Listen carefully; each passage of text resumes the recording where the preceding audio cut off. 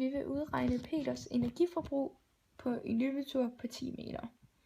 Vi starter med at regne meter om til centimeter ved at sige 10 gange 1 divideret med 1000 er lige med 0,01.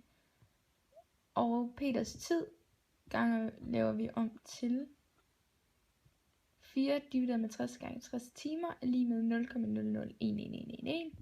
Vi udregner hastigheden i kilometer i timen ved at sige hastighed er lige med d divideret med t, hvilket vil sige hastighed er lige med 0,01 km divideret med 0,001111 tid.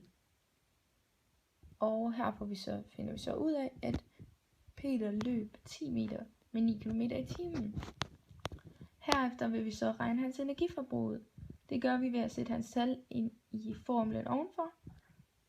Så den kommer til at lyde en halv gange 75 kilo gange 9 km i timen i anden er lige med 3037,5 joule, hvilket er Peters energiforbrug.